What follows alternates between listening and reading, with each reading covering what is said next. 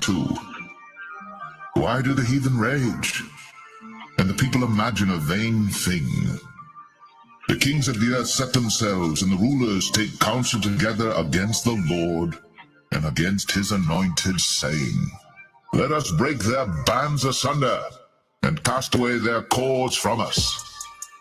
He that sitteth in heaven shall laugh, the Lord shall have them in derision. Then shall he speak unto them in his wrath, and vex them in his sore displeasure. Yet have I set my king upon my holy hill of Zion. I will declare the decree. The Lord hath said unto me, Thou art my son. This day have I begotten thee. Ask of me, and I shall give thee the heathen for thine inheritance, and the uttermost parts of the earth for thy possession. Thou shalt break them with a rod of iron. Thou shalt dash them in pieces, like a potter's vessel. Be wise now, therefore, O ye kings. Be instructed, ye judges of the earth. Serve the Lord with fear, and rejoice with trembling. Kiss the Son, lest he be angry, and ye perish from the way, when his wrath is kindled but a little. Blessed are all they that put their trust in him.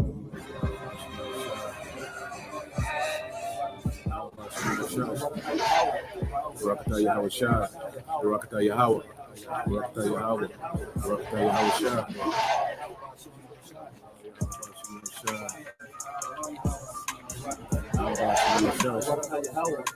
Barakatah Yahweh Shah, Barakatah Yahweh, Barakatah Yahweh, Barakatah Yahweh Shah.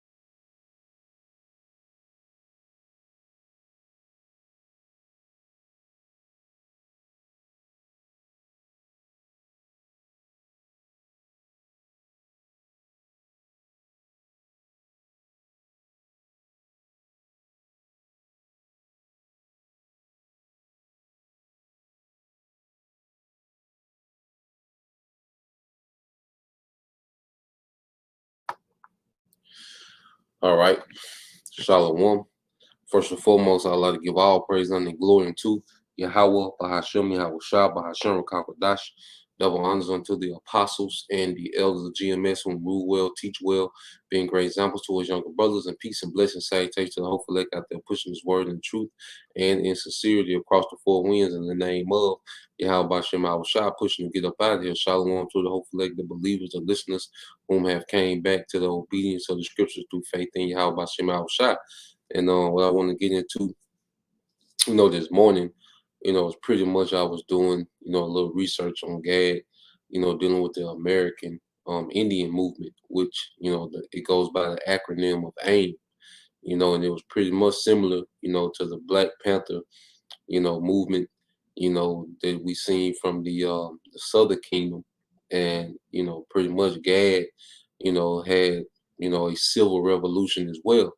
And it's not as documented, or notarized as much. It doesn't get a lot of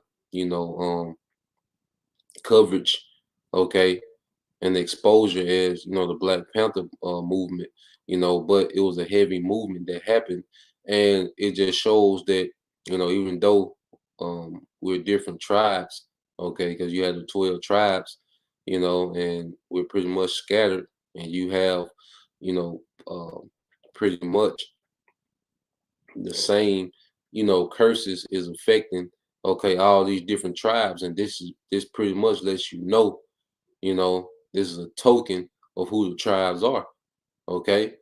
And we're going to get it. Now, what I want to go to first, let me share.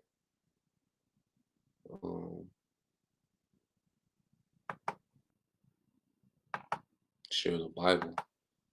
Let's go into how, you know, the Northern Kingdom came over here. Okay. Get those accounts. And see, you know, just go into how they're affected, you know, by the same, you know, curses. Okay.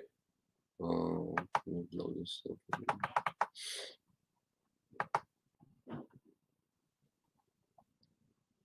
Okay, so now what I want to do is start in Second Esdras, the 13th chapter, you know, and it speaks about the northern tribes, you know, coming over. Now, when you go to Second Esdras, okay, 13 and 40, it says those are the 10 tribes. Okay. Should be good. All right. It says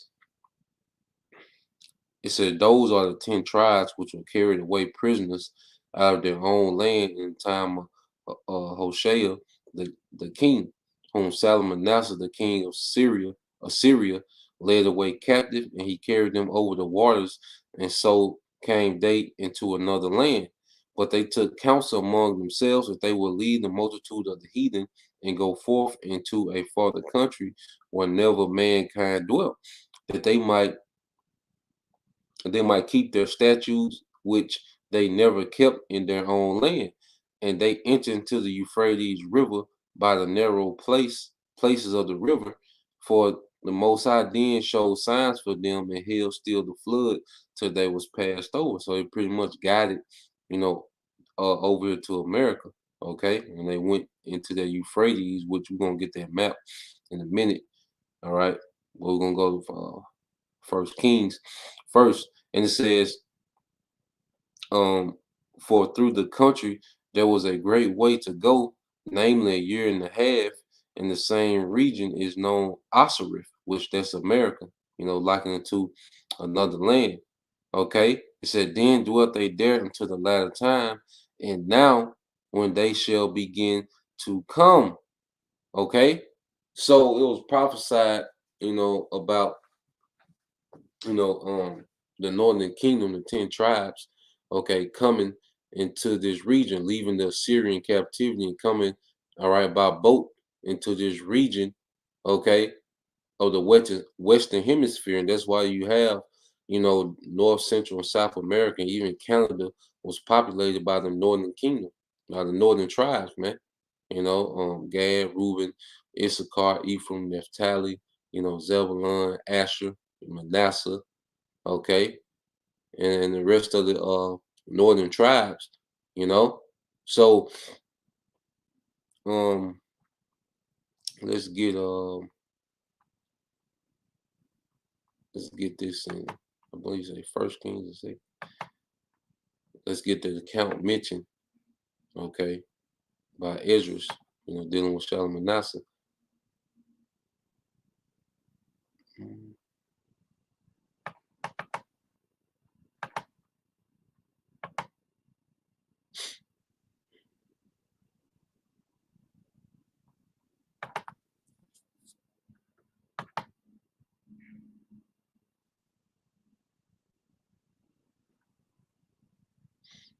Second Kings, Salakia.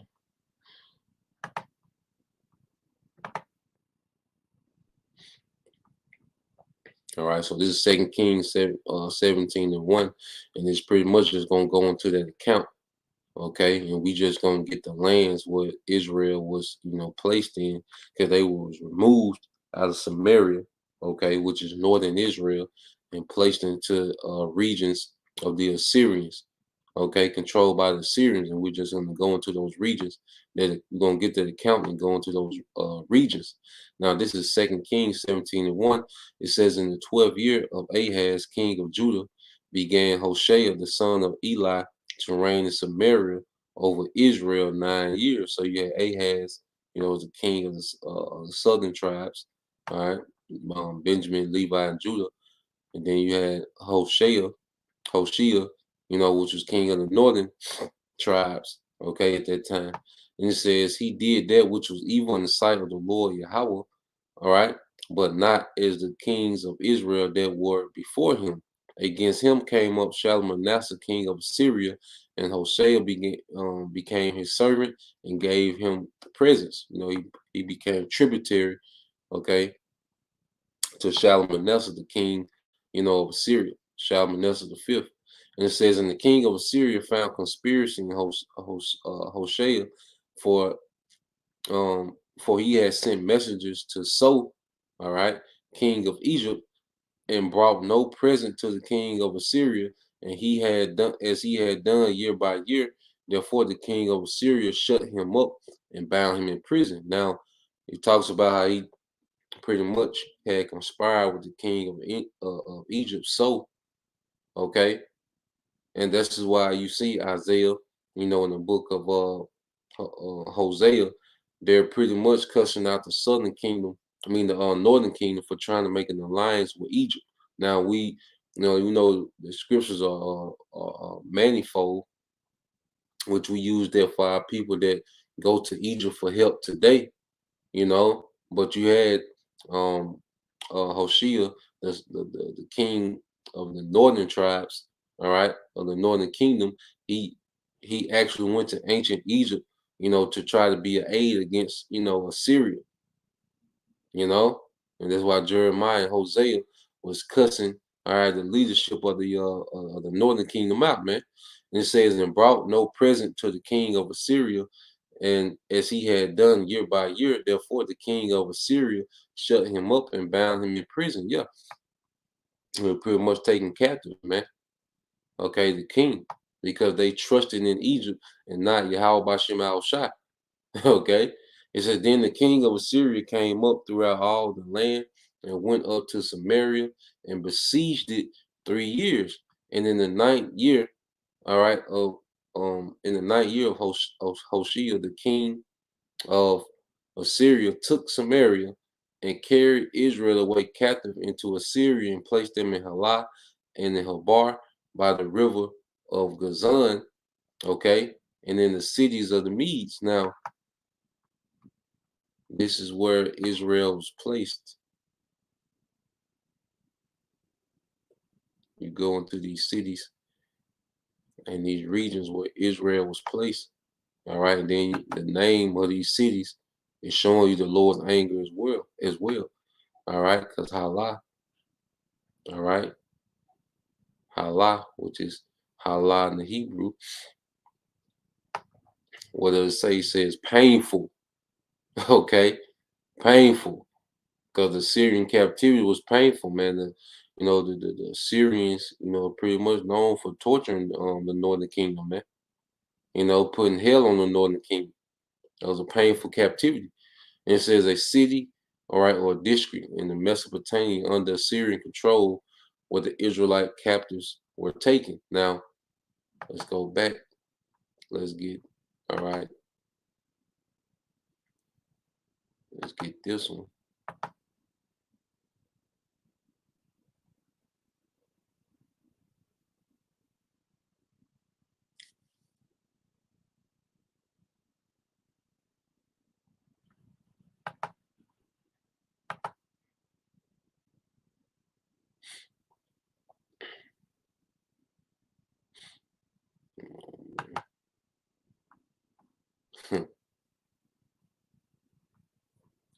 Okay, so let's get this one.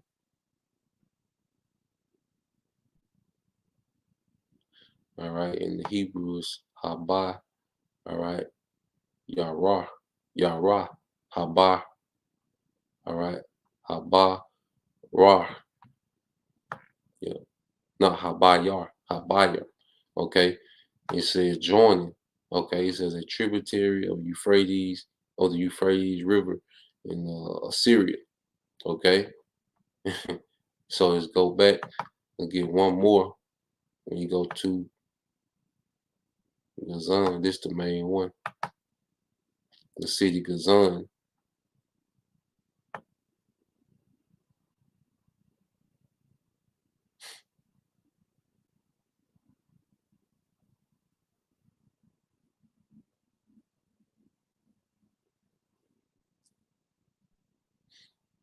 All right, and it looked like, um,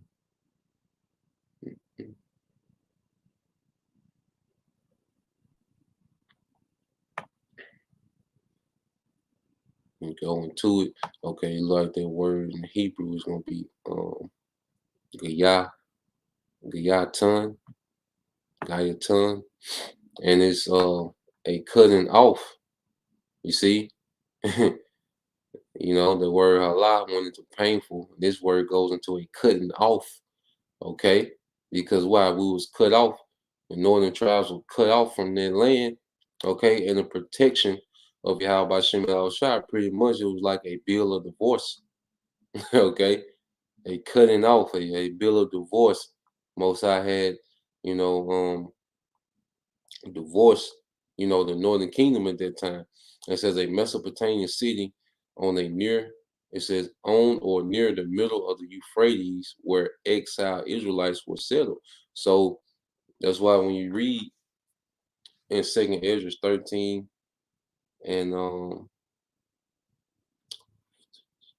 42, it said that they might keep their statutes which they never kept in their own land, and they entered into Euphrates by the narrow place of the river. So they was exiled into cities that was close to the Euphrates, and they traveled the Euphrates, all right, to get into the Persian Gulf. The Persian Gulf goes into the Indian Ocean, and then they came around Africa into the Western Hemisphere to the what they call the modern day Americas.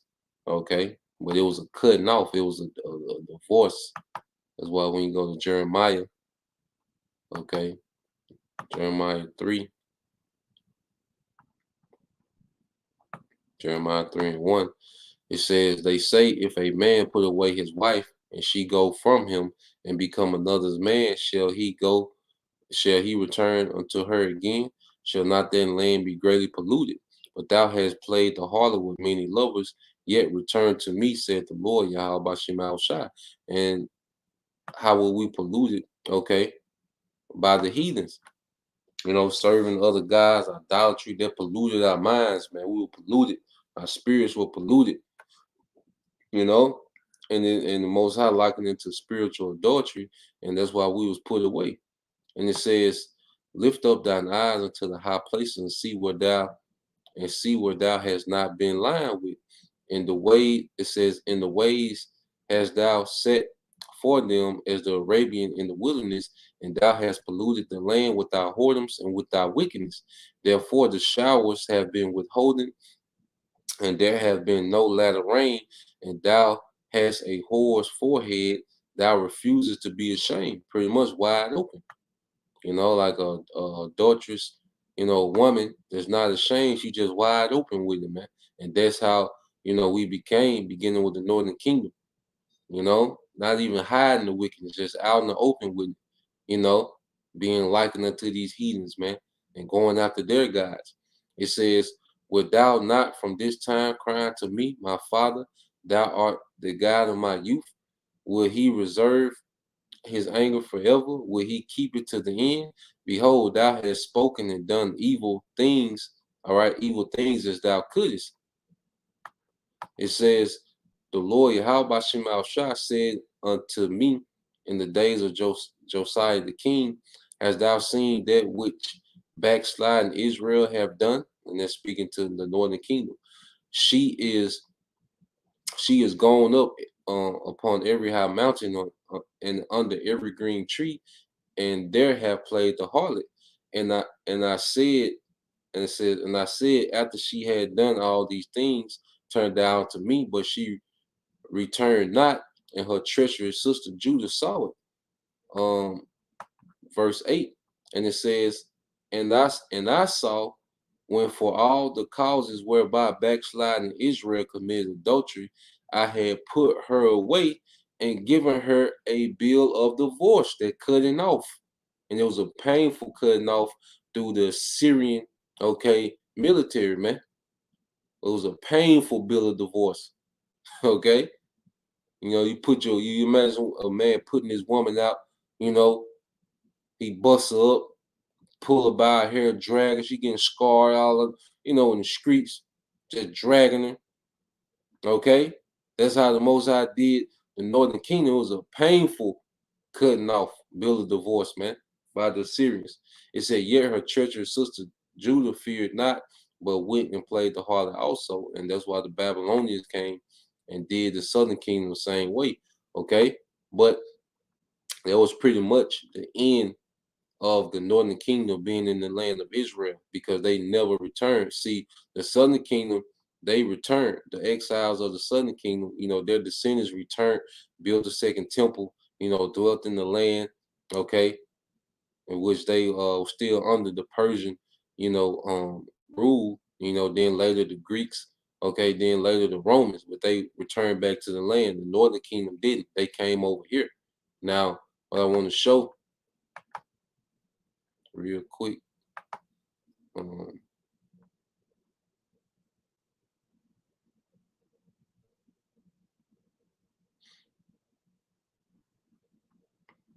Get this map. Show y'all a map real quick.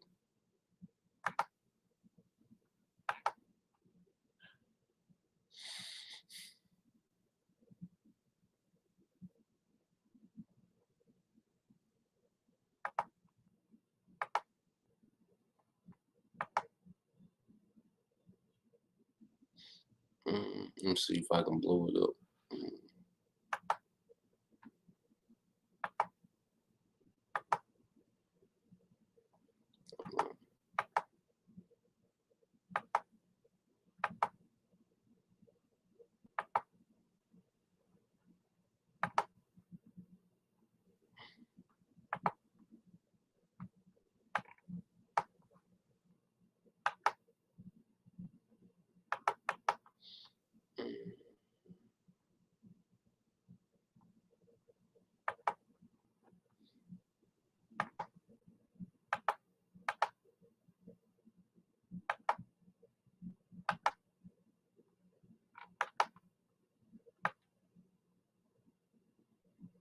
It ain't blow up like I want to, but you should see. But what you have, the Euphrates River, which it runs through Syria, through Iraq, and this is the region, where Israel, the northern kingdom, was deported to by Shalmaneser. And what they did, they went into the Euphrates, and the Euphrates goes into the Persian Gulf, and the Persian Gulf empties out into the Indian Ocean. Okay, and they came, over here to the Western Hemisphere. Okay, so you pretty much can trace the northern kingdom from being in Israel, okay, in Samaria, being conquered for disobedience by Shalmaneser V, all right, being deported into lands, okay, that was on the Euphrates, okay, they're pretty much situated on the Euphrates, and eventually they came up with a council to leave, from among the heathen, and the Most High pretty much guided them, from the Euphrates to the Persian Gulf, to eventually Indian Ocean, and guided them over here, to the Americas, okay, and it's pretty much the timeline of the Northern Kingdom from, the land of Israel to how they ended up over here in America, okay, and see if you're not in tune, with the true narrative of the Bible, that's why you still have these Jakes with this black only Israelites, and that madness that Jake be on, because Jake just don't know, man. Okay, no, you have 12 tribes, man. The tribes are not just all black. Okay, you have 12 tribes, man. So-called Negroes, Latinos, and Native Americans, man. And we're gonna get more into it now. I'm gonna get a few videos I got queued up, just to show, okay, what was going on with the native, so-called Native Americans, and the oppression, that they was catching, because the big, the headlines was pretty much, the civil rights movement, and what Jake was going through, and Jim Crow, the Southern Kingdom catching hell, but the Northern Kingdom caught hell too, man.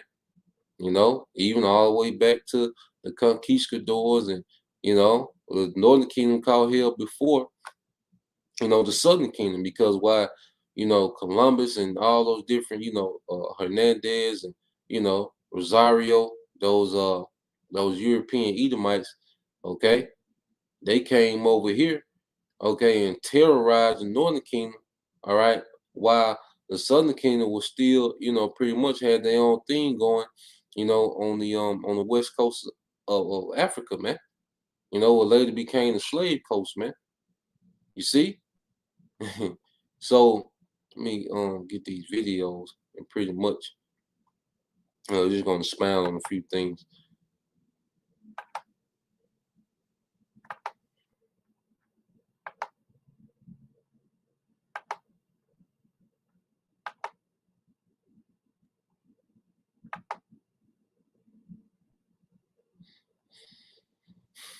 Yeah,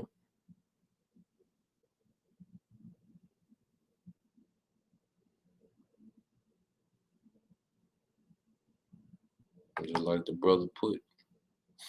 This is the brother Azarah Yahweh, all right. And it's Jeremiah 12:9. It says, "My heritage is unto me as a speckled bird. The birds round about are against her. Come ye, assemble all the beasts of the field, come to devour." And these beasts are these other nations. Okay, but Most High likens his heritage to a speckled bird, variety, man. Okay, it's not just no all black thing. Okay, and none of us are black with different, shades of brown. Okay, and red, and red bones, man. Nah, it's just a joke. But yeah, we're different, shades of brown. And it says, "Come ye, assemble all the beasts of the field, which are likened to these heathens, these other nations, come to devour," which all tribes have been devoured, by these heathens, man. Now, I don't know how familiar y'all are with Wounded Knee.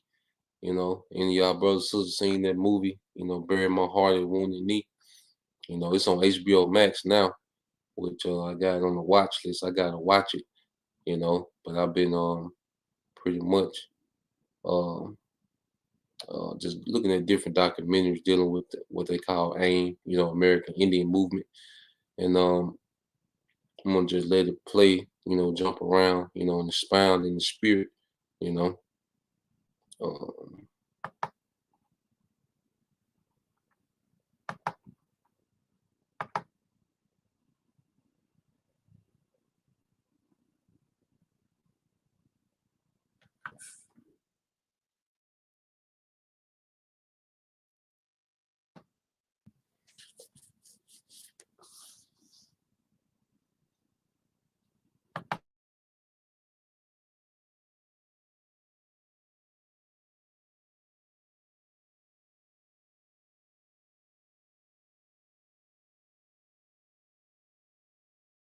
When the Pilgrims landed on Plymouth Rock, they were immediately met by the indigenous people. And from the beginning, it was a major power struggle, for it started with them being fully vulnerable. The new settlers were greedy and wanted something that the indigenous people didn't. They wanted the opportunities and prosperity that they were promised when they immigrated from Europe. They knew there was only one way to get that from the position they were in: go over, under, around, or the most likely option, through the indigenous people. The Europeans had a very different culture when it came to land ownership. They saw land as something to be owned, while the American Indians' culture saw it as something to be shared. They would do anything in its power to conquer and control the land. The American Indians' approach was to share the land, but the Europeans wanted it all. They forced their culture on them and then forced out all the indigenous and forced them to migrate to harsh, faraway reservations. This resulted in many deaths. The first reservation was made in 1851. The Pine Ridge Reservation in South Dakota was created 38 years later, almost immediately met with outcries of the furious citizens that were moved there. The tragedy of the reservations, specifically that those happened at Pine Ridge, still haunts America's past and present. To this day,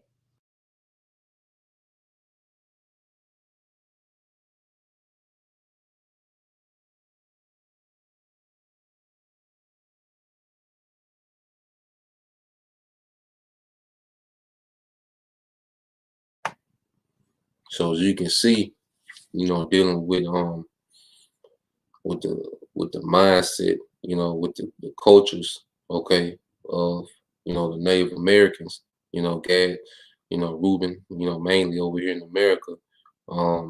And Esau, Edom was completely different. Now, Esau had this spirit of just, taking everything, owning everything, and just, being greedy. Okay.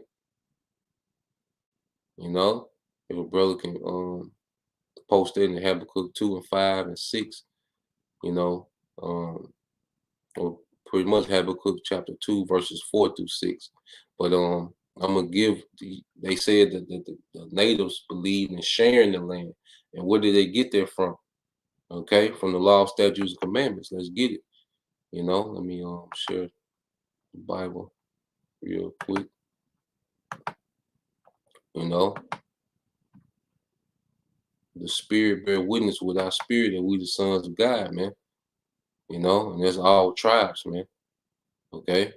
Now let's get that in the law, because they said the indigenous people, okay, which was the northern tribes, believed in sharing the land.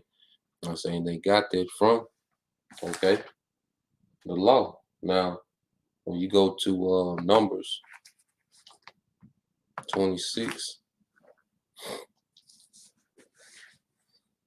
oh, man.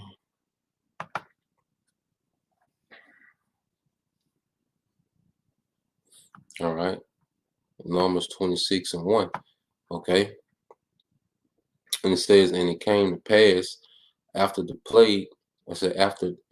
Now it came to pass after the plague that the Lord Yahweh Shema Shah spake unto Moses and unto Eleazar, the son of Aaron, the priest, saying, take the sum of all the congregation of the children of Israel from 20 years old and upward throughout their father's house, all that are able to go to war in Israel. So it's pretty much doing a count on the armies of Israel. Not all of Israel, but the armies, the men, that were eligible for war, 20 years and older. Okay, so after they did the count, all right, you jump down to verse 51. It says, these, all right, were numbered of the children of Israel 600,000 and 1,731, and it says, and the Lord Yahweh Shema Shah spake unto Moses, saying, unto these the land shall be divided for an inheritance according to the number of names. To many that it says, to many thou shalt give the more inheritance, and to a few thou shalt give the less inheritance.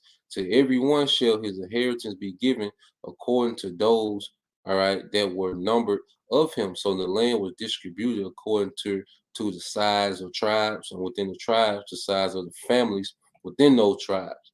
Okay, so each Israelite got their portion according to what they needed. Okay, that's called fair distribution, man. Okay, notwithstanding, the land shall be divided by lot according to the names of their tribes of their fathers. They shall inherit. According to the lot shall the possession thereof be divided between many and few. You see, so when Esau came over here and he seen how we were sharing the land, it was according to this, man.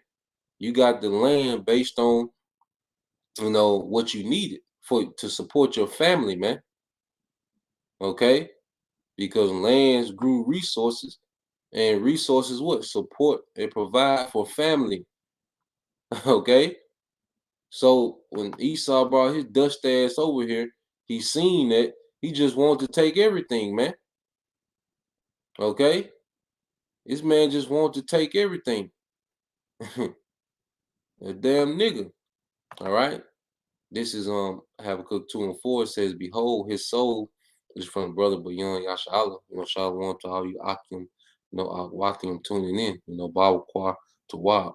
It says, behold, his soul, which is lifted up, is not upright in him. He's speaking of Esau Edom. Okay, and the word upright goes to Yasha 1, which means, okay, to be straightforward, to be honest. Okay, and Esau is the exact opposite of that. But the just shall live by faith. Verse 5, it says, yeah, also because he transgresses by wine, he's a proud man, neither keep it at home. Yeah, this man came way from Spain you know, Portugal, Britain, okay, France. Man came all the way over here, okay, to what, man? To take. You see, because they were here, Christopher Columbus and all those, those Spanish conquistadors would come back to Europe with all these extravagant stories about the New World, and Esau, okay, he coveted. He had a covetous heart, man. He wanted something that wasn't his, man. Here he is. He had his own land, okay, his own thing going over here in the Eastern Hemisphere, and he came all the way to the West, man. Okay, it says, "Who enlarges his desire is hell." All right, and is deaf and cannot be satisfied, but gather unto him all nations and heap it unto him all people. Okay, he went through the earth taking resources and putting people in captivity, and it began with who? The tribes, man. He started with the northern kingdom. Okay, verse 6. Shall not all these take up a parable against him, and a taunting proverb against him, and say, woe to him that increaseth that which is not his? How long? You see? How long? Okay. And to him that laid himself with thick clay. And this has been the MO of Esau, Edom in the earth, man. Okay. Increasing that which is not his. That's how he gets down in the earth. You see?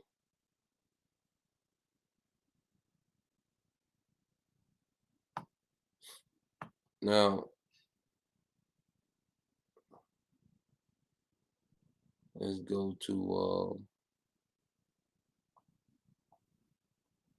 the brother Avalon War. Let's get this one. This is Michael 2:1. It says, woe to them that devise iniquity and work evil upon their beds. When the morning is light, they practice it because it is in the power of their hand. And see, this began, okay, with Esau, Edom in the Renaissance period. And, the higher ups, the elites then, the different queens and, nobilities of Esau, Edom. Okay, because even when you go into what they call the Spanish requirement, okay, there was pretty much a license for these Edomites to come over here and take in the name of Jesus Christ, man, of Christianity, which vocab will never touch on that. Okay, the murder and rape and then the stealing of lands and European colonization was all done under the banner of Christianity, man. You go into the Spanish, requirement. Okay, what does that say? That those European Edomites had the right through a divine right through God, all right, to go to war with anybody that resisted, their colonizations pretty much, man. Okay. This is Micah 2:2. It says, and they covet fields and take them by violence, all right, and houses and take them away. So they oppress a man in his house, even a man and his heritage, man. And there's no bigger example than what, all right, Esau, Edom did to the northern tribes that was over here in the Americas, man. That's the biggest example of that, man. They brought oppression over here.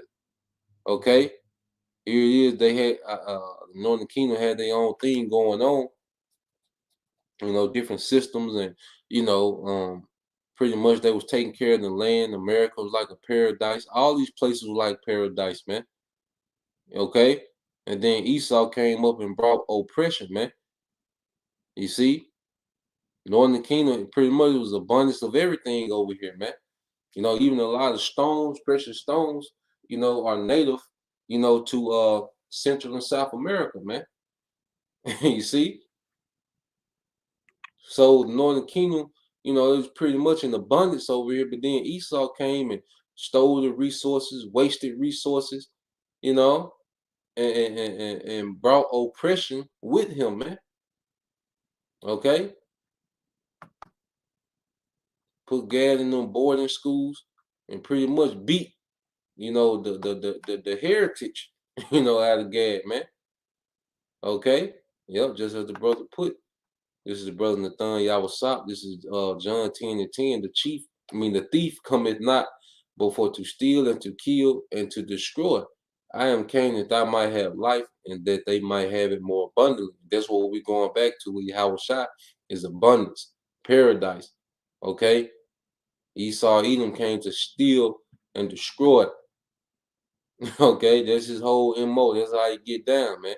And the biggest example is what he came over and did, all right, to the tribes that was already, established in this land. Now, let's get this. Then we're gonna go back to it, go back to the video. Now, and the brother can put that precept dealing with the ancient landmarks, But let's get that in Habakkuk.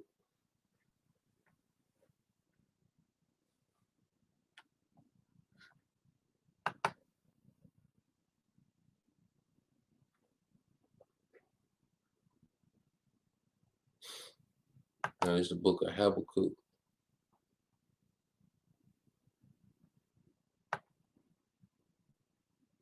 Now, this is, going to the account of, the Babylonians coming into the southern kingdom. All right. But it's the same. We see the same treatment of the northern kingdom as well. Going back to the Renaissance period, man. Which America is known as what, the daughter of Babylon, and the elites are the modern day, Chaldeans, man. Which funded and financed all this wickedness, man. Now this is Habakkuk 1:1. It said the burden which Habakkuk the prophet did see. It says, "O Lord Yahweh, how long shall I cry and thou wilt not hear? Even cry unto thee of violence, and thou wilt not save." Okay, because hey, we was taken by violence, man. Esau came for blood. Okay, and pretty much the prayer is just crying out.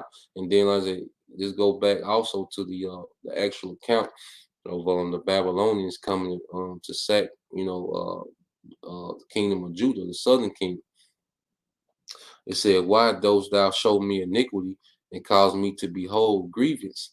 For spoiling and violence are before thee, and there are they raise up strife and contention. Therefore the law is slack, and judgment doth never go forth, for the wicked doth compass about the righteous. Therefore wrong judgment proceedeth." You see? Wrong judgment proceedeth, man. And these Esau just pop up, waging war and taking shit, man. It says, "Behold, ye among the heathen, and regard and wonder marvelously, for I will do a work in your days which you would not believe, though it be told you. For lo, I raise up the Chaldeans, that bitter and hasty nation, which shall march through the breadth of the land to possess the dwelling places that are not theirs." Okay, and it happened during the time of the Neo-Babylonian Empire, and it happened, all right, during the time of the Renaissance, man. Okay, Esau was that bitter and hasty nation that went through the breadth of the land, just to possess dwelling places that are not theirs. It said they are terrible and dreadful. Their judgment and their dignity shall proceed of themselves. Yeah, so they like, look, this is manifest destiny. We're just superior. We're meant to take you down. We're meant to be over you. Okay, you're savages. Your life doesn't matter that much. Okay, and that's how they judge. Okay, their actions. That's how they justify their actions against, the tribes, man. Okay, it says their horses are swifter than the leopards and more force than the evening wolves, and their horsemen shall spread themselves, and their horsemen shall come from far. They shall fly as an eagle that hastens to eat, man. And this is this man's military, man, the force. All right, going back to his conquest of the tribes of the northern kingdom to now, to his modern day military, which has spread themselves throughout the earth, man. Okay, the Bible documents this man's come up. Okay, and it says they shall come all for violence, their faces shall sop up the east wind, and they shall gather the captivity as the sand. Okay, and Israel is likened to what? The sand of the sea. Okay, So let's stop there. Let's go back, to a video. I got another one that I wanted to go into as well. Yep. And this the one I was looking for too, brother. The Wally, how about Shemal Shai? The Wally, brother, young. I was sure looking for this, man. I was searching for it, couldn't find the right word. And you come right up, Spearhead, you come right up and put it out there, But yep, let's get this one. This is Job 24:1. It says, why sin times are not hidden from the Almighty? Do they not know him? It said, do they that know him not see his days? It says, some remove the landmarks, they violently take away flocks, all right, and feed thereof. It said they violently take away flocks. If a brother can post it real quick, they violently take away flocks. Now, if a brother can put that in Baruch 4, that link right up, Baruch 4, and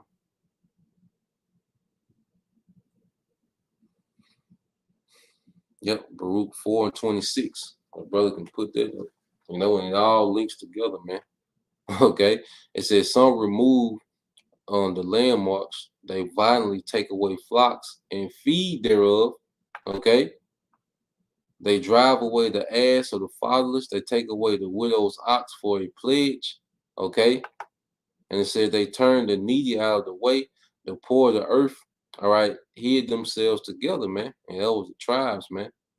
Now, when you read Baruch 4:26, what does it say? It said Baruch 4:26. It's a brother Awalam of War. It says, my delicate ones have gone rough ways, which are the tribes. It says, and were taken away as a flock caught of the enemies. You see? As a flock caught of the enemies. And when you read Job 24:2 again, it says, some remove the landmarks, they violently take away flocks and feed thereof. Okay? Because you had, I say, the northern kingdom get conquered, mainly by the Spanish and Portugal Edomites. Okay?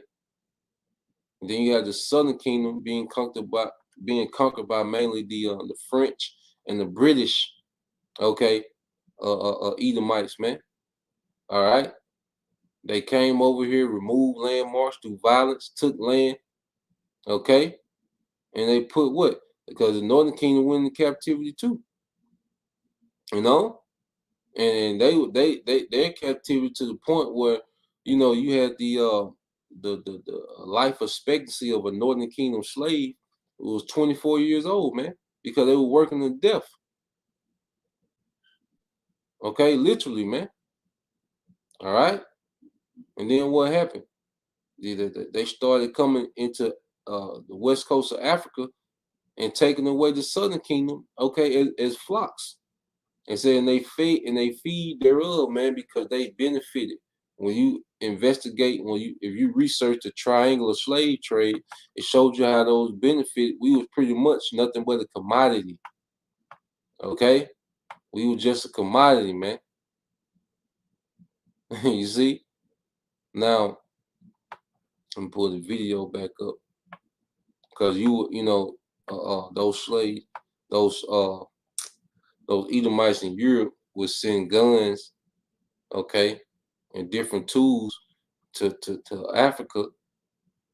All right, and they would take slaves from Africa, bring them over here to America, and then they would get those crops that didn't grow in Europe, like tobacco, sugarcane, cotton. Okay, they would take those, all right, commodities and take it back to Europe, and Europe would send more guns to Africa.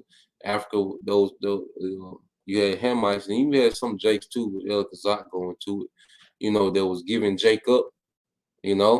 but they were pretty much those Europeans in Britain, was sending supplies to Africa. Okay, and you had those Hamites and some Jakes that was in power.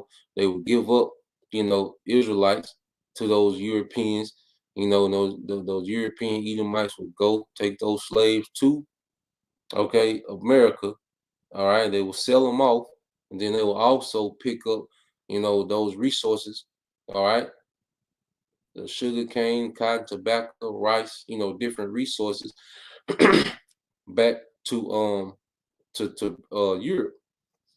Okay, because you have something what you call a backhaul. If you brothers familiar with the trucking business, if you have a truck, let's say you're hauling supplies to North Dakota and you coming from Mississippi, well, what you would do, you would set up something that when you go to North Dakota, you can pick up and bring back this way. That way you're not wasting gas and not getting paid for it, because you don't want to take a load all the way to North Dakota and then come back to Mississippi with no load on the back. They call it backhaul. You will want to have something set up where you can pick up something while you up there, and that way you're getting paid for your trip back as well. You don't want to make no empty trip where you just driving and burning diesel, and that's pretty much how that triangular slave trade worked. You look it up, watch documentaries on it. But again, get the video again.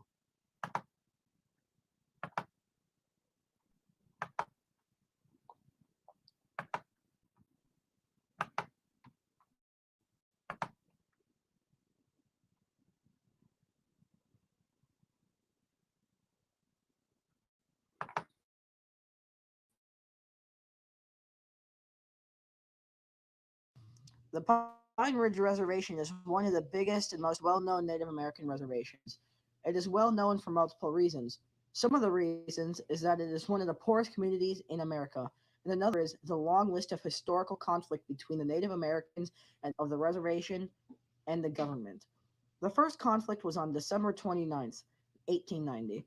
American soldiers were trying to disarm the Lakota when a gun went off, which triggered the 7th Cavalry to engage in heavy fire on the Oglala Lakota. And they didn't have enough.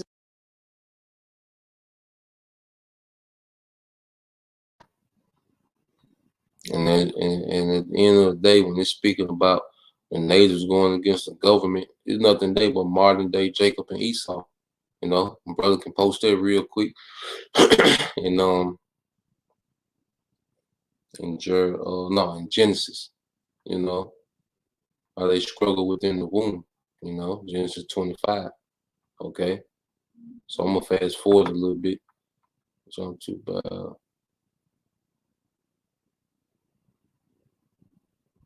because it's gonna go into pretty much this coon, named I think Dickie Wilson.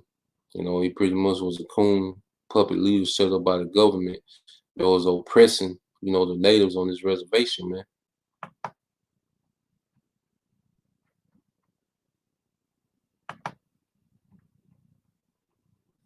Okay, yeah, this coon here, and pretty much he was just terrorizing, natives, man.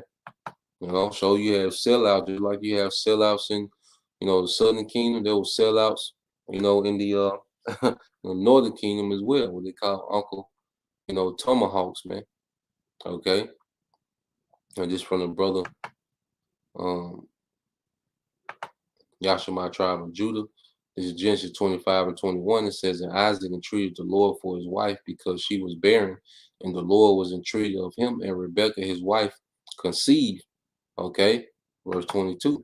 And it says, and the children struggled together within her, and she said, if it be so, why am I thus? And she went to inquire of the Lord Yahweh by Shema Shai. So those children were who? Jacob and Esau. And the struggle in the womb was symbolic of the struggle that these two nations will have all the way up until the time, all right, of Yahweh Shai setting things right,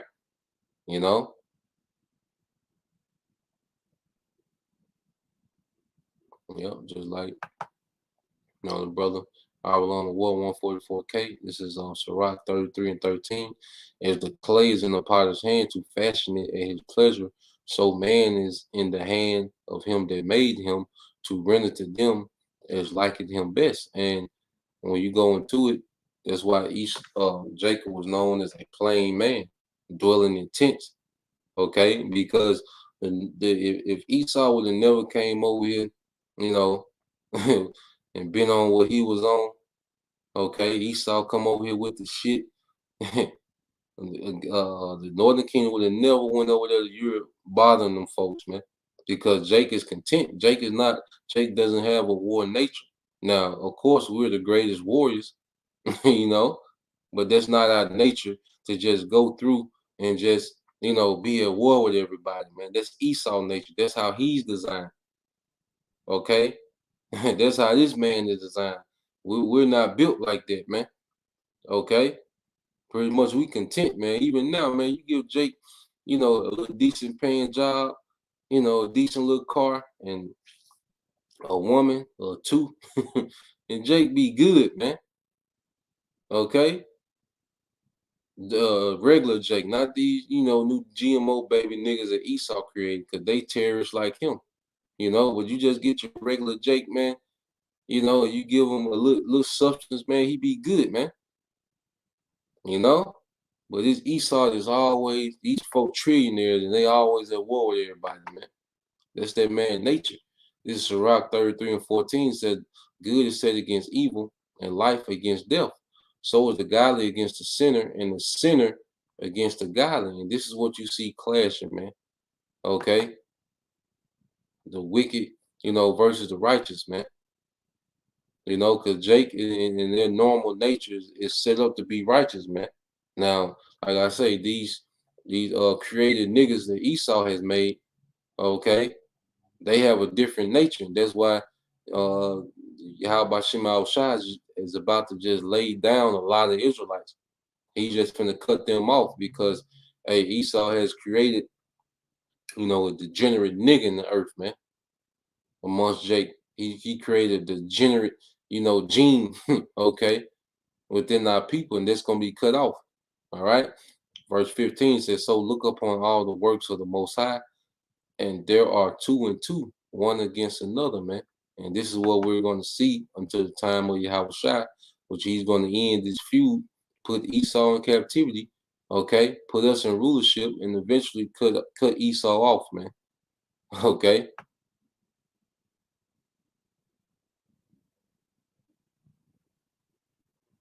So let me let it play a little more.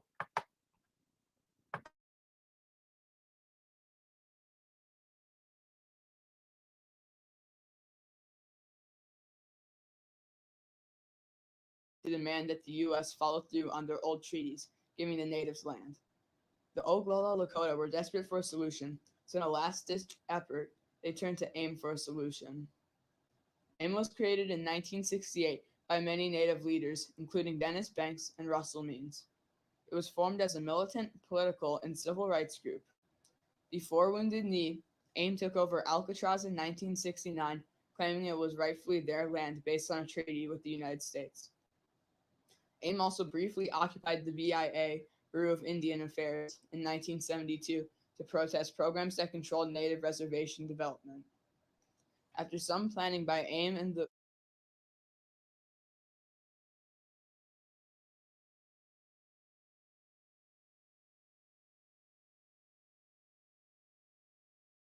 Oglala Lakota earlier in 1973, they launched their occupation of Wounded Knee during the night of February 27, 1973. They arrived in Wounded Knee during the night, sneaking in a caravan of trucks and cars. They then took 11 Wounded Knee residents hostage and demanded the U.S. to follow through on treaties signed in the 19th century. After a few hours of the coup, police surrounded the area, keeping AIM and the protesters in and keeping people who wanted to join out. This moment marked the start of the 71-day siege and conflict. The conflict that followed would be the largest civil disorder in U.S. history. Daily gunfire was traded between AIM protesters and the U.S. forces, being National Guard and FBI. To put an end to the siege, the United States cut off water and electricity to Wounded Knee and prevented food and ammo from being received by the armed protesters. A civil rights activist and pilot from Boston, Bill Zimmerman, who was sympathetic to the protesters, agreed to make a 2,000-pound food drop on day 50 of the 71-day siege. When AIM and Lakota protesters fled the buildings that they were camping out in, U.S. agents fired upon the protesters, and the first casualty of the 71-day siege was killed, a Cherokee protester named Buddy Lamont. He was hit by a bullet that flew through a nearby church. One member of AIM told PBS, "They were shooting machine gun fire at us, tracers coming at us at the nighttime, just like a war zone. We had some Vietnam vets with us, and they said, 'Man, this is just like Vietnam.' The U.S. was so desperate to end the conflict before more casualties were claimed, and the Oglala were devastated by the loss of Buddy Lamont. AIM wanted to continue the fight, but the Oglala had enough. Open negotiations began between the protesters and the U.S. Finally, on May 8th, 70 days after the siege began, the combined AIM and Lakota forces surrendered. Some fled the town to avoid getting arrested. The rest of AIM and the Oglala were arrested, including the 2 AIM leaders." The incident was clearly a strategic move trying to get AIM out of the virtual checkmate that the government had them in. They knew that they would get less publicity than usual if they simply protested. The natives knew they needed to do something newsworthy, like holding innocent people hostage, to get publicity. What they didn't realize is that by being violent, the government would outsmart them and focus on the violence instead of the message that they tried to send. This is why the plan went horribly wrong. During the siege, 2 AIM agents ended up dying, and there was a shootout in which Leonard Peltier, someone on AIM's side, killed 2 FBI agents. The government took advantage of the situation to make an excuse to not improve the living conditions of the reservation. Even though only 2 FBI agents were killed, both by Peltier, 2 natives were killed and 14 more were injured during the deadly shootout, making no side less at fault than the other. But the FBI, knowing that they have power over the reservation, being the top secret government that they are, they overruled any decisions that the Pine Ridge Board could make and didn't help with the native situation at all, resulting in an even more anger and uproar from the residents' side of things.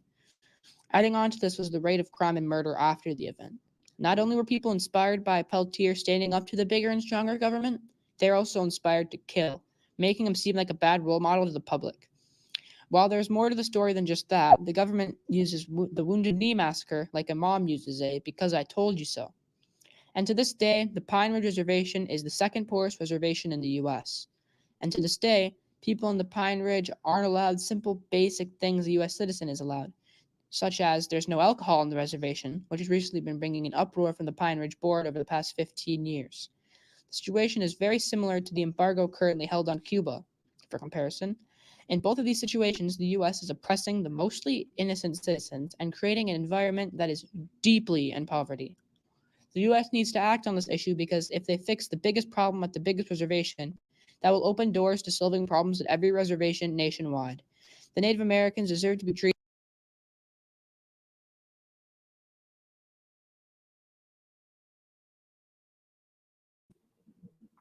So you mean to tell me that these people don't need a savior? Okay? They don't, like the brother put, a very spiritual year. That's when our Bivens hit the scene. But pretty much the most I was hearing our people crying out, man. Now they went about it in a carnal way, okay? But brother can put that Exodus 6 and 5, because you had the Black Panther movement starting in 66, okay? So around that time, you had Jake pretty much crying out. Now, we know there's a lot of COINTELPRO, a lot of PSYOPs, a lot of events that were staged, but you had a sincere cry amongst our people, Northern, and Southern Kingdom. All right. And another thing they ain't tell you that, look, this was the biggest civil movement against the American government ever, man. But they don't talk about it like that. Okay. They don't talk about it like that, man. I think probably put verse 4 and 6 too. To lock it, brother. Exodus 6, chapter 4, 5, and 6. We read, get all the meat. All right. But see, Jake tried to be carnal, and you're not gonna you're not gonna overcome this man carnal. But now tell you about Gad. See, Gad ain't, the Southern Kingdom, they be marching and protesting. Gad was slaying iron, man. You see, and when they fear, they got a different type of fear, when the natives get riled up, man. They some the FBI and military in there, man. Okay, do a siege, and Gad caught a few bodies, man. 2 FBI agents, like, but they don't talk about this much, man. So but yeah, like the brother said, that you're very spiritual, because after that you had Elder Albert Bivens rise up and pretty much start pushing Yahweh shot, and that's our savior, man. A brother can put that in Isaiah 19 and is it 19 and 20? Isaiah chapter 19 verses 19 and 20. Okay, so this is the brother our war, and this is Exodus 6 and 5, and it says, and I have established. 6 and 4, it says, I have established my covenant with them to give them the land of Canaan, the land of their pilgrimage, wherein they were strangers. And I have also heard the groaning of the children of Israel, whom the Egyptians keep in bondage, and I have remembered my covenant. Okay? So just as he heard, because remember, in Egypt, what did you have? All 12 tribes.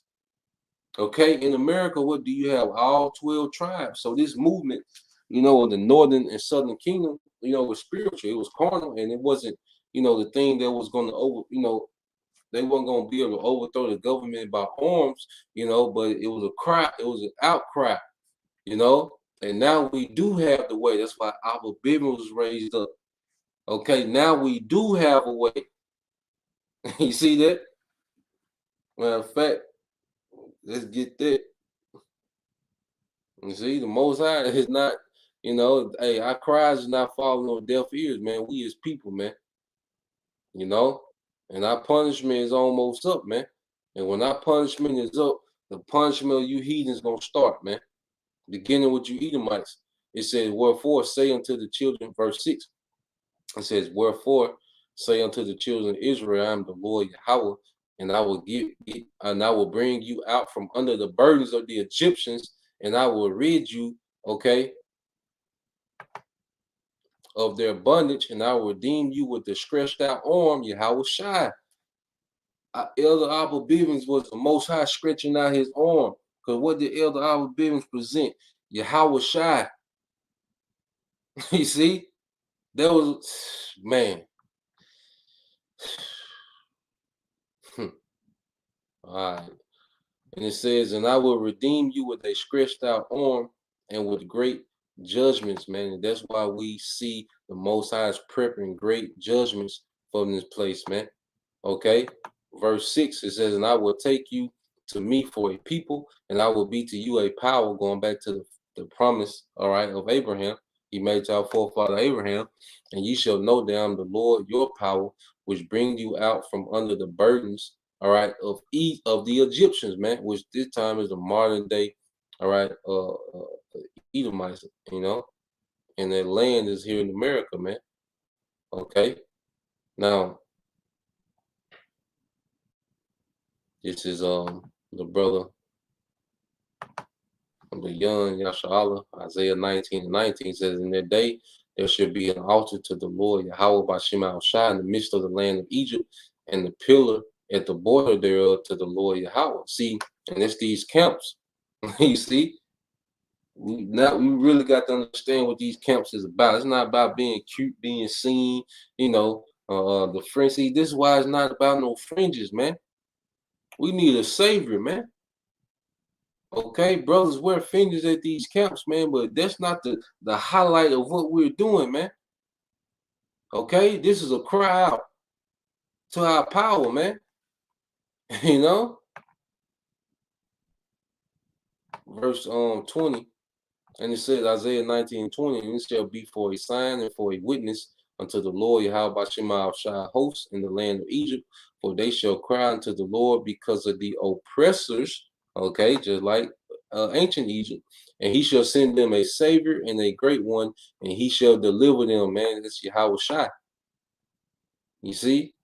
And the Lord is hearing the crying out of our people, man. And if you can't see it, what can we tell you? Okay? What can we tell you, man? The northern and southern kingdom cried out. You're going to them late 60s, man. And we're gonna get more in depth to this too, man. We're gonna ride out this Sunday morning, man. You know how we do in the spirit. Okay. So and then it also compared what they did to the Pine Ridge Reservation. First of all, it's the second poorest reservation in America. Okay. Jake, the Southern Kingdom, just look at the ghettos and projects, man. What you think the reservations is? A paradise? Okay. What you think favelas is in Central South America? Okay. Those resorts are for tourists and Edomites, man. Okay. The majority of our people, everywhere they are in impoverished living conditions, man. Okay, you have some they rise up and get the middle class and upper middle class. Okay, but as a nation, okay, it is impoverished, man. And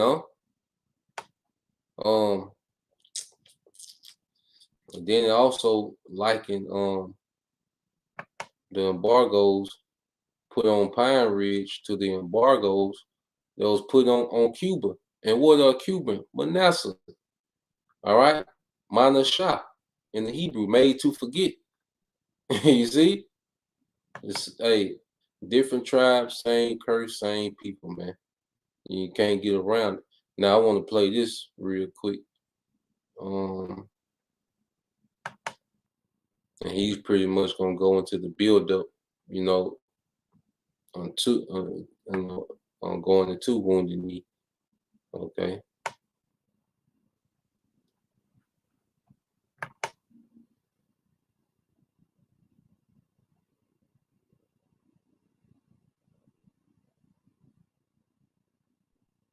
Those are our seats. And it's spiritual. They start, I guess it's from a movie, but they start off with a pretty much a scene similar to the civil rights, man. The city transportation, different things. The big deal they made out of Rosa Parks. As I said, we know a lot of these things were staged and set up. But you had sincere Israelites that were crying out for what was really going on, man. So I'm gonna let this play, and he's pretty gonna go into the build up, until he got, to a Wounded Knee,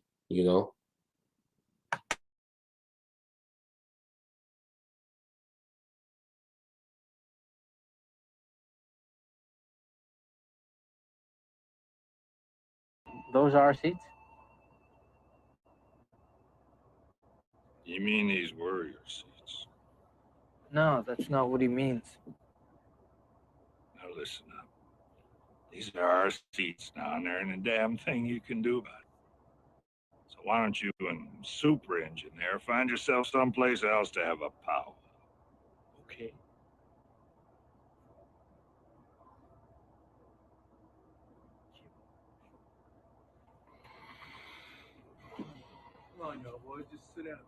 Native Americans are almost invisible to settlers. Colonialism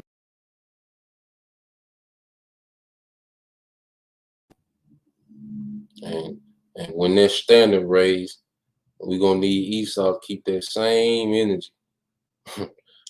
Okay, when the Most High send that standard to his sons, okay, you want your Edomites to keep that same energy you had on that little bus.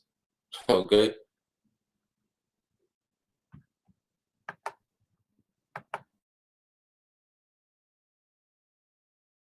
has essentially erased their existence and culture in the United States, and most white settlers envision Native Americans as ancient people living far off in the past. If they do acknowledge that they still exist, they either have no knowledge of the sorts of struggles they face on and off the reservation, or somehow justify colonialism by pointing out all the quote unquote benefits of modernization that white settlers have given them. But Native Americans are very much still living today on reservations and in cities across the country. They're making themselves heard, revitalizing the culture that white settlers try to destroy, and will continue to gain back all the land and the recognition that these people deserve. Today, we will explore one such movement that was so inspirational to so many indigenous people in the United States and across the world, the American Indian Movement.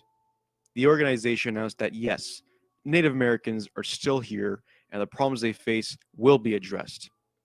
The problems that I will discuss in depth are continuing to this day, as they have been since white Europeans first arrived in the Americas. The American Indian Movement is a continuation of 500 years of struggle, but for the sake of brevity, we will start with how AIM came to be. In 1944, the Pick-Sloan Plan was implemented by the Army Corps of Engineers and the Bureau of Reclamation in order to divert the Missouri River and connect rivers towards arid land that would improve the conditions for farming. The consequence of this diversion was that tribal lands were flooded.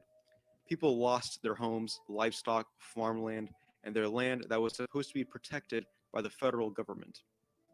The US government displaced 750,000 Native Americans, with only very slim compensations given to each family, and were forcefully bused to cities like Los Angeles, Denver, San Francisco, Chicago, and Minneapolis. This process of dislocation and dispossession is known as termination, rather genocide. Many tribes fought in court to stop this ethnic cleansing, but many laws were already being passed. And you see, that's why you have, Gadite brothers, in those LA camps, the Bay camps, you got the brother Elder, got one, out there in the Bay, it all stems from what being displaced, just like the Assyrians, deported. Okay, the Northern Kingdom, we see the same thing today. Okay, Gad just has been deported all throughout, everywhere, man. You see?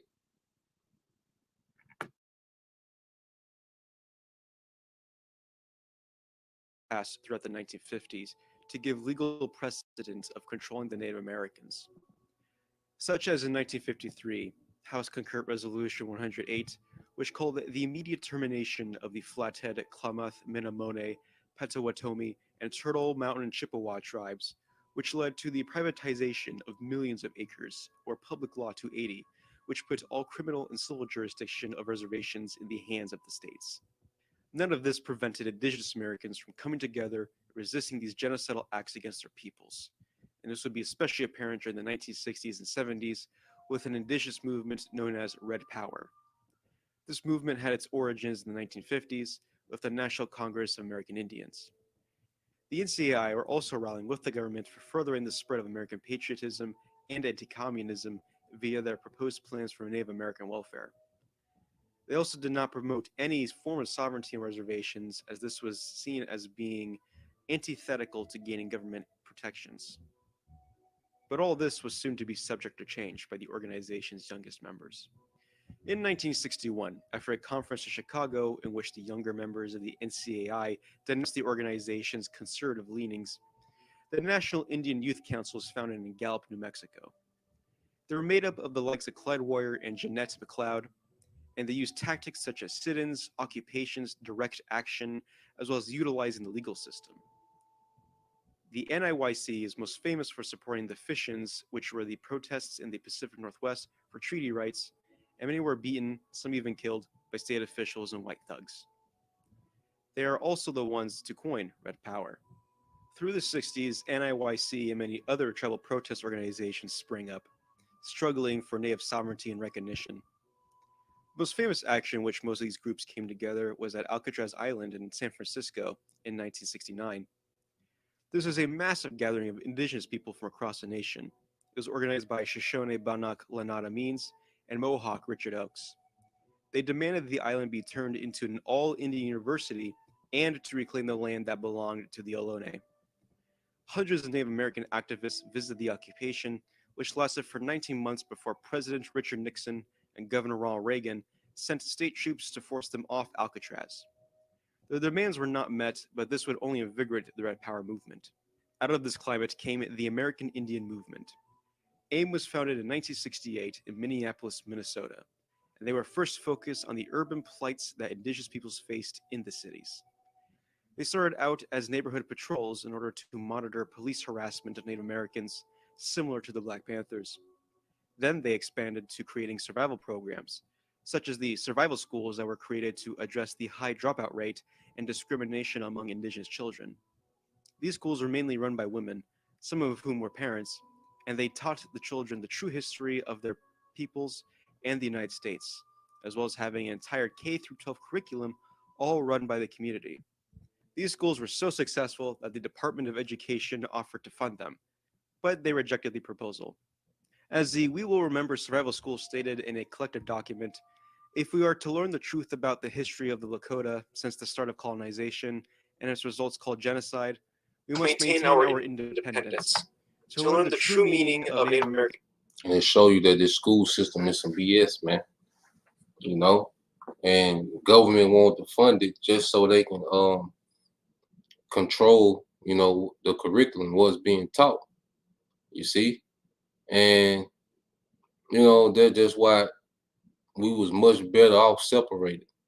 You know, that's how you see that civil rights movement began with, you know, a cry for equality. But see, they put these different puppets like, you know, Martin Luther King, you know, to push for what? Integration, man. To be mingled amongst these people. Israel as a nation, your Most High created us to be self-sufficient. Okay, we don't have to be intermingled amongst these nations, man. Okay, could you imagine? Okay, you know, if we was all taught up, you know, raised on what the herbs meant, what the stones meant, you know, the history of the Bible, okay, of our forefathers. You see, imagine what type of level and skill set we'll have now. Okay, as men learning how to hunt and, you know, being self-sufficient and, you know, carpentry, you know, what type of level we be on now? Esau's school system is trash, man. All right, it's created to you know, create corporate slaves, man, industrial slaves, man. Okay, they teach you just enough where you can run their machinery, okay, and count your little check and go home, man.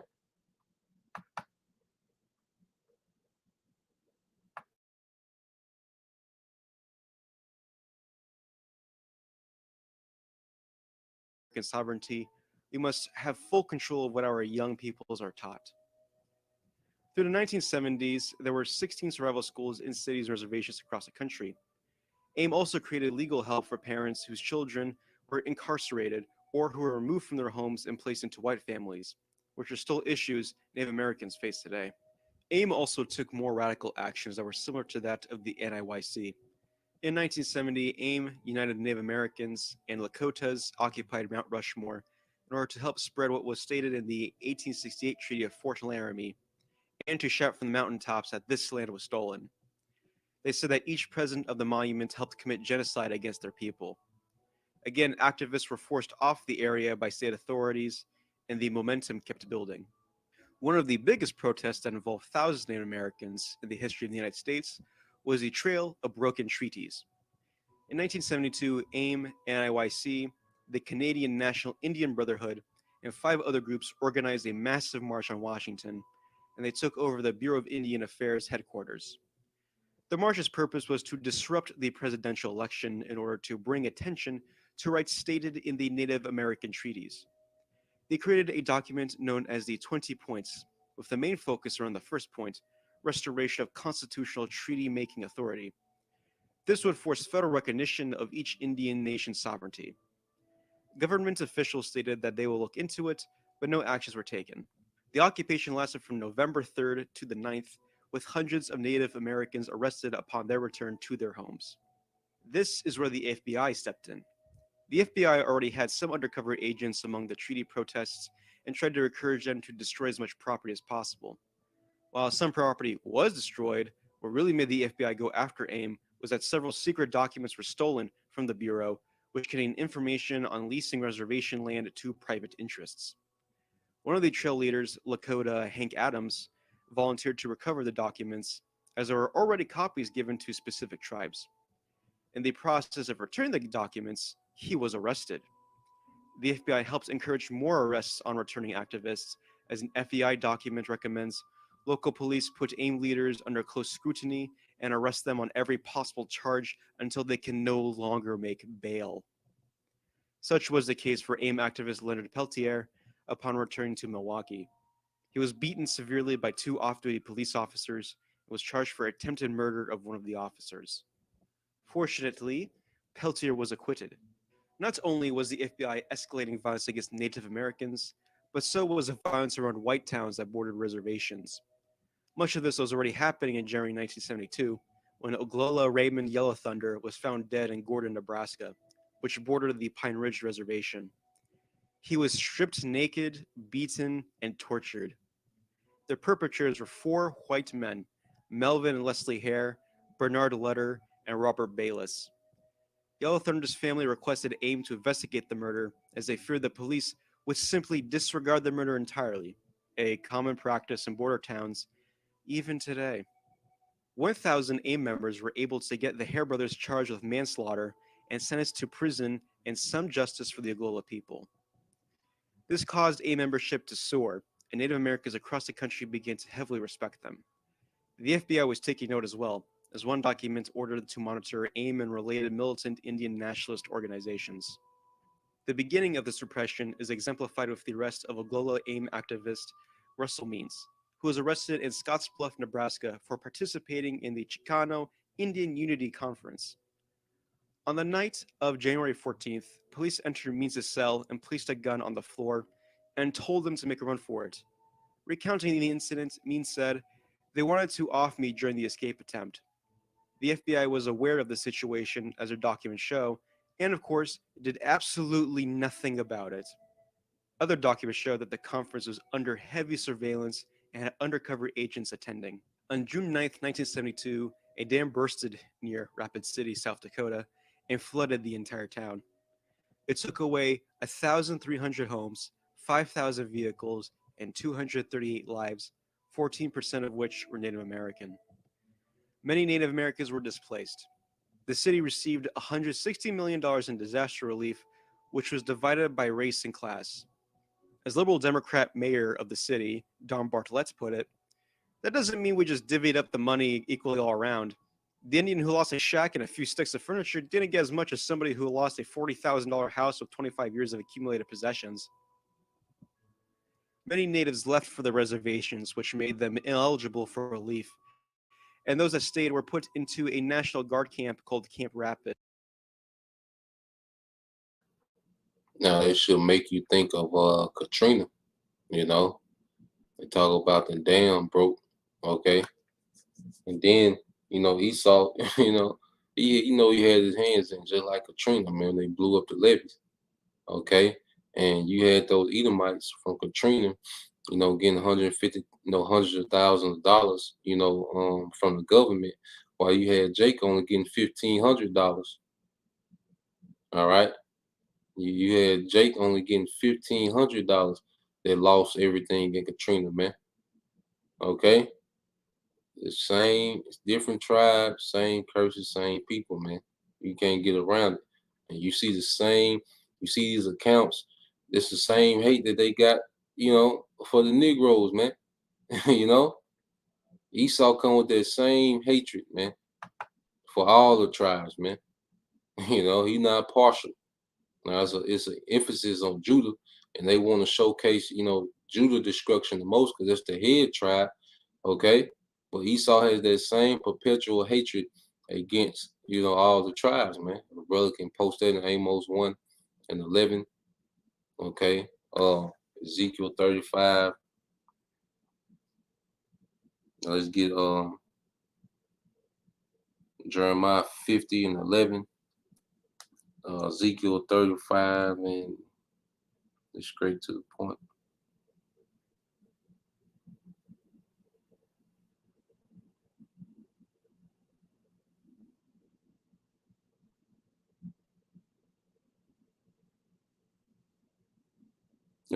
Ezekiel 35:5.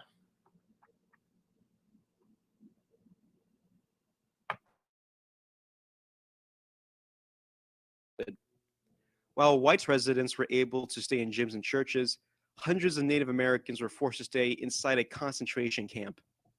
National Guardsmen kept constant surveillance on every Native American, such as their trailers being floodlighted at night. It was months before any of them saw compensation housing, for after white residents were already rehoused.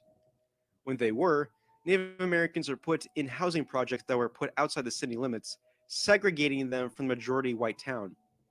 This segmentation only increased police attacks on Native Americans. In January 1973, Wesley Badhart Bull was murdered by a white man in nearby Custer. 200 AIM activists tried to get into the courthouse in order to demand murder charges be brought against the murderer, but were blocked off by the police. A violent confrontation broke out, with armed policemen beating whoever was in the vicinity. Police cruisers were set on fire, and many were taken to jail. AIM then began a campaign in Rapid City, starting with activists crowding bars in order to protect resident Native Americans from being harassed by the police and white vigilantes.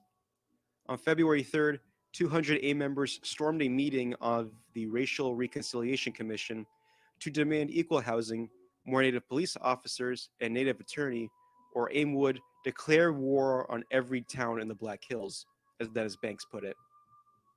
The committee agreed to meet to discuss with AIM members, but this only happened occasionally. AIM hit the streets, demonstrating for several nights, which led to riot cops being called in, and of course, they attacked and arrested AIM. Even Mayor Bartlett showed up with cops at motels to drive out any AIM members out of town.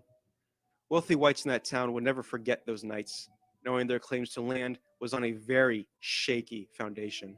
During that same month, the famous occupation of Wounded Knee took place.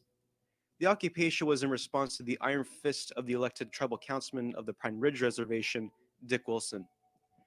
Wilson was a classic despot, as he was heavily supported by the Bureau of Indian Affairs with a $62,000 grant, which he mostly gave to his relatives that he employed in the Bureau, to himself, and to his own private army called the Guardians of the Oglala Nation, or Goons for short. He banned any and all political gatherings, including AIM membership on the reservation. In cases where tribal members complained publicly, the Goons would forcefully remove them, but the tribe would not stand for it, and they met at Calico Hall to figure out what to do with the tyrant. They requested the help of Russell Means to negotiate with Dick Wilson, but when he arrived at the meeting spot, he was brutally beaten by the Goons. The Oglala people now had to do something drastic. Elders Glasset Bissonet and Ellen Moves Camp told AIM members how it was mostly the women and elders who stood up to Dick Wilson, and they asked, "Where are our men? Where are our defenders?" With this, Fool's Crow encouraged Russell Means to take warriors to Wounded Knee, the site of the 1890 Wounded Knee massacre by the U.S. 7th Cavalry, and where the Great Sitting Bull was murdered. AIM would occupy a local church there and coordinated it with the press to host a news conference there. Activists were already occupying the area when on the day of the press conference, they found the roads blocked by goons, federal marshals, and FBI units. According to Pentagon documents, they brought with them 17 armored personnel carriers, 130,000 rounds of M16 ammunition, 40,000 rounds of M40 high explosives, as well as helicopters and phantom jets on standby. Much more was being sent in by the FBI.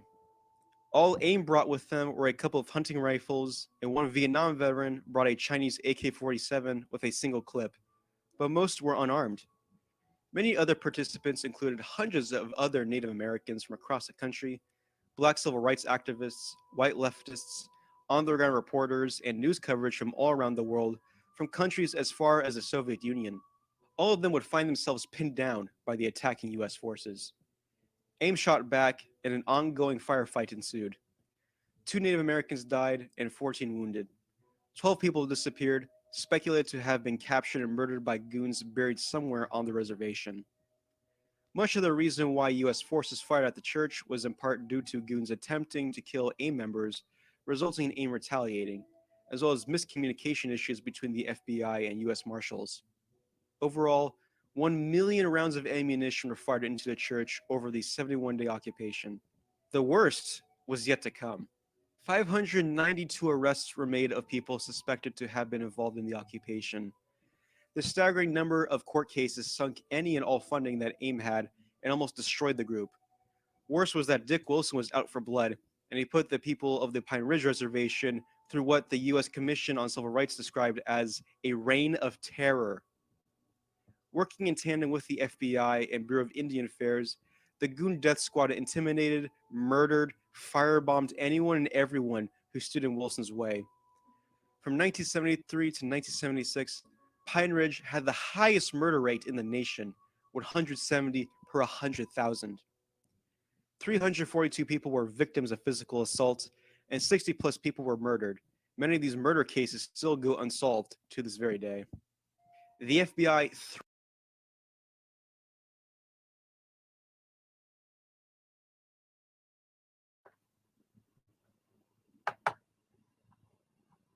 So there you have it. Now, in the 70s, okay, Gad had the what they call the murder capital. Okay. You know, Jake brag about the murder capital today, these rappers. All right. Well, Gad had that in the 70s, man. You see? Different tribes, same curses, man. This is brother Yashima tribe of Judah. It said, thus said the Lord, for 3 transgressions of Edom, and for 4 I will not turn away the punishment thereof, because he did pursue his brother, okay, with the sword, and did cast off all pity, and his anger did tear perpetually, and he kept his wrath forever, man. So this same hatred goes towards all tribes, man. You know, and this man has no pity, okay? Ezekiel 35:5, it says, because thou hast had a perpetual hatred and hast shed the blood of the children of Israel by the force of the sword in the time, all right, that their calamity, okay, in the time that their iniquity had an end. So this man never stops. And this is with all the tribes, man. He has no breaks, no chill when it comes to oppressing the tribes, man. Okay? It's Jeremiah 15:11. It says, because you were glad, because you rejoice, O ye destroyers of mine heritage, because you are grown fat as the heifer of grass and bellow with bulls. Yeah. And Esau Edom has destroyed what? The heritage of Yahweh Shem Shai. You know? He did that through what, man? Through violence, through the sword, and in this time through witchcraft, man. Destroyed the minds of our people, man. Has removed our people far from, you know, righteousness, man. Because even, you know, Gad and you know, the tribes were going off. You know, they had a residue, you know, of their righteous way. You know, they was keeping the land Sabbath. You know, they had the fringes. You know, they was you know, they were big on the family. You see, they were sharing the land. Okay, they wasn't being greedy over the land. All right, but Esau Edom, he came and took that little residue of righteousness that our people had, man. Okay, now, yep, it's the brother Yashima tribe of Judah. All right, Isaiah 47:6, it says, I was wroth with my people. I have polluted my inheritance and given them into thy hand. Thou didst show them no mercy. Upon the ancient has thou heavily, all right, laid thy yoke, you know, the energy of no mercy. And that's how Esau came. And that's why the brother can put James 2:13. I got an article I want to go into too to show you the pretty much the brotherhood, you know, between, you know, the northern and southern kingdom, man. All right, so-called Negroes and natives. Okay, I want to get this real quick. Now,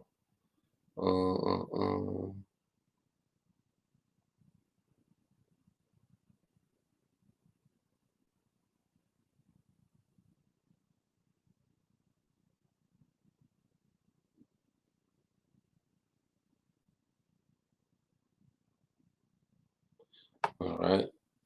Make sure you.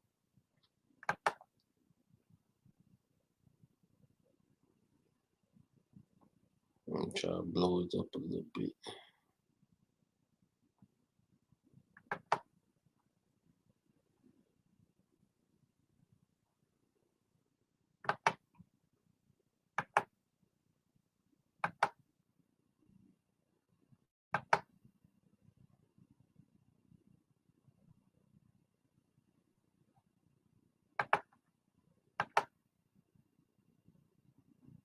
Mhm. Now this is from the brother Bayan Yashala. This is James 2:13 said, "For he shall have judgment without mercy." All right. They have showed no mercy, and mercy rejoice against judgment. And Esau Edom is finna receive judgment with no mercy, just as he, has showed no mercy with his treatment of the tribes, man. You know? So when you get this article here, all right, and just goes into the parallel of, you know, mm, or the northern and southern kingdom, the different movements, during the 60s. Now, this is on Black and American Indian activism. It says cooperation between Blacks and American Indians on the front lines of political struggle emerged in symbolic and more tangible ways in the 1960s and 1970s as waves of activism swept the nation. Blacks, Americans, and other minority groups were united by histories, all right, of violent oppression at the hands of the United States government, which is who Esau Edom, man. Okay, the government of Esau. It says high rates of poverty and very limited economic opportunities, negative and misleading representations in popular media, culture, and state or federal governments. Okay, because you had all these, within Esau's media and movies and television, what did it start to do? Portray Jake, was dumb. Okay, the natives is, in a low way. Okay, it was the same thing. The same propaganda went towards all tribes. It says in state the federal governments that routinely failed to meet the needs of non-white communities. In the late 1960s and 1970s, a culture of resistance took inspiration, all right, inspiration from numerous non-white activists and artists, and occasionally multiracial coalitions expressed far-reaching concerns marginalized groups in the United States. So what was happening is that, hey, the script say we was oppressed together. If a brother can get that, yep, I know, yep, in the spirit. That's the spirit. Yep. This is Jeremiah 50:33. It says, thus said the Lord, Yahweh Shema of hosts, the children of Israel and children of Judah were oppressed together, and all they took them captives, held them fast. They refused to let them go. Okay? They refused to let them go. And if a brother can put Deuteronomy 28, verse 45 and 46. Yep. I'm gonna keep reading on in this. Gonna jump around. Okay, but hey, we was oppressed together, man. That's why we crying out in the same way. Okay. And brother can also put that, I think it's Isaiah. And they that rule over them make them the how.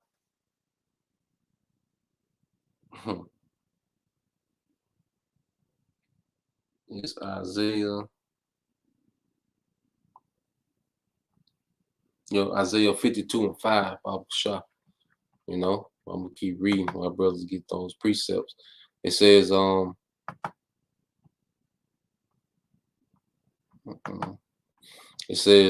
African American social movement for civil rights developed over long decades, culminating in the 1950s and 1960s with a series of protests organized around nonviolent action, arguably the most visible and symbolic moment of the civil rights movement.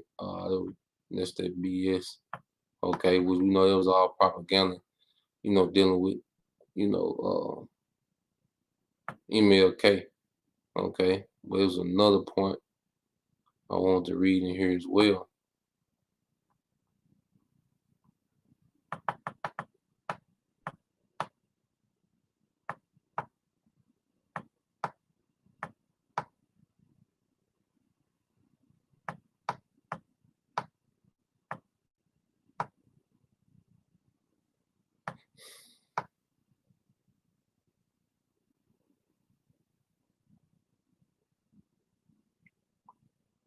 Okay, it says the Black Panthers became an inspiration and a model for some Native American activists, notably the American Indian Movement, or AIM, which led the most visible resistance in the 1970s.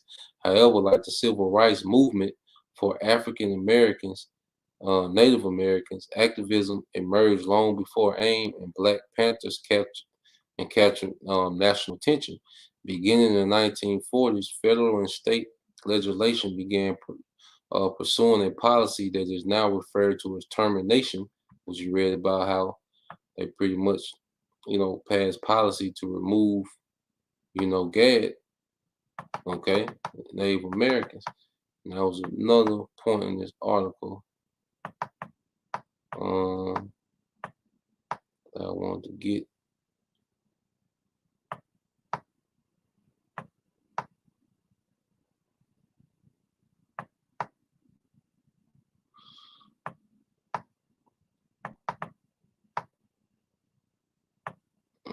Find it.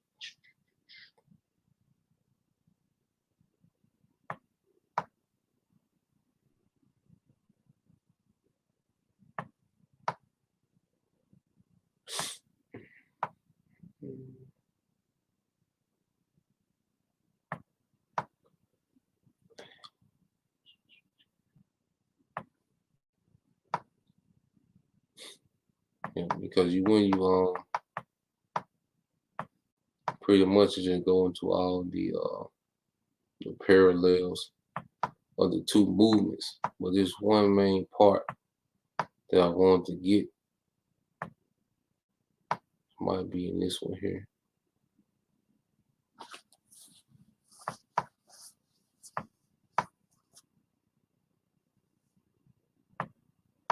Let's find it.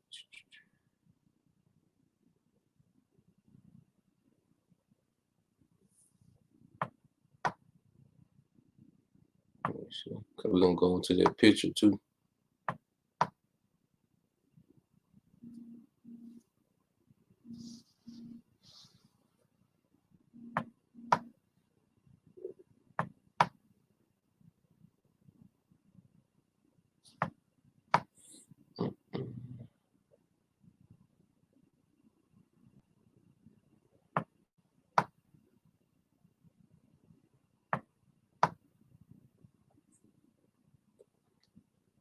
Things a little up.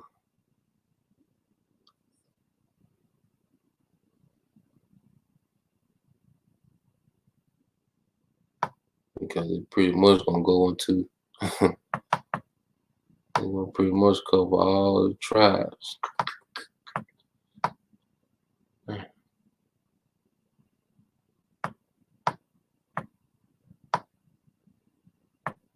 But let me see, I might find, but basically it was just speaking on, how it was African American, which so-called Negro, which is mainly Judah,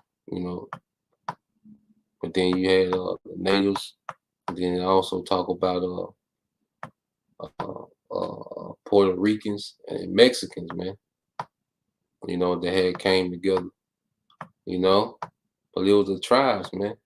And when they came out with the juice, what was they saying? Who they need to take it first to?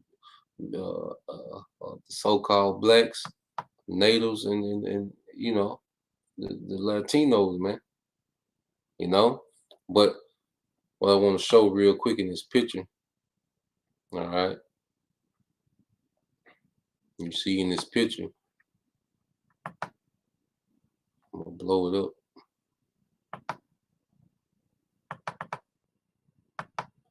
But what do you see? You got the natives, the two natives. You got Muhammad Ali. You got Stevie Wonder, you know, right here.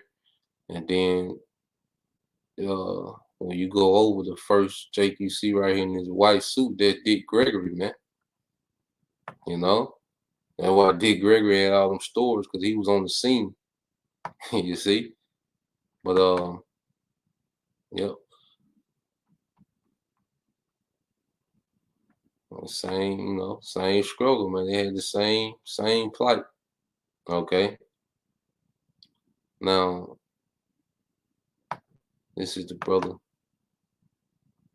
And we can end it off with 2 Samuel 7:10. A brother can post that for me. All right. And the curses don't lie. Okay. This is Deuteronomy 28 and 45. It said, moreover, all these curses shall be upon thee and shall pursue thee and overtake thee till thou be destroyed. It says, because thou hearkenest not unto the voice of the Lord thy power to keep his commandments and his statutes, which he commanded thee. Okay. Disobedience put us all in the same situation, man. All right. And in verse 46, it says, and they shall be upon thee for a sign and for a wonder, and upon thy seed forever, man. So these curses and the treatment that we get is a sign of who we are, is a token of who we are, man. Okay. And ain't no getting around it. This is the brother Nathan Yawasop on Isaiah 52:5. It says, now therefore, what have I said, said the Lord, that my people is taken away for naught? They that rule over them make them to howl, said the Lord, Yahweh Bashem Al Shai, and my name continually every day is blaspheme, man. You know, so this captivity caused us to howl, okay? To holler out, man. And the Lord heard it, man, and he raised up prophets, man. Okay? And that was the beginning of the downfall of this place, man. Okay? That's going to lead to what? The second Exodus, man. All right? And it says, this is 2 Samuel 7:10. It said, moreover, I will appoint a place for my people Israel, and will plant them that they may dwell in the place of their own and move no more. See, you don't have to fight over land rights and equality. No, this finna be done, man. True judgment finna come through the earth, man. Yahweh Shai is finna come. All right. First, we're gonna be changed to immortals, so there ain't gonna be no death. Okay. We're gonna have power. Okay. Yahweh Shai is gonna run through the militaries of the earth. You see? And we're going to be placed in our own land. We're going to have possession of the earth, man. We don't have to cry to no heathen government, okay, to be treated right, man. You know, we got a place of our own. And it says, neither shall the children of wickedness afflict them any more as before time. You see, and that's the end game, okay? That's the end game, man. So, you know, I just wanted to go into that. You know, I knew it was going to be kind of long, but hey, you know, it was needed, you know, in the spirit, you know. So we all the same, man. All tribes, man. From the bottom to the top, northern, southern, you know, least to greatest, man. We all right, of that one nation. We all of that one lineage of Abraham, Isaac, and Jacob. Okay? We all the sons of God. All the men of those tribes are the son of God, man. You know? Yep. See, you got Manasseh in the building, man. You know? But yeah, Northern Kingdom, man, we all one people, man. And we're gonna come together and we're gonna rule the earth in righteousness under Yahweh Shai, man. Okay? So Lord will you brothers and you few sisters edified. Till next time I say Shalom. Kwam Yashala, Abba, DTA soon. Shalom.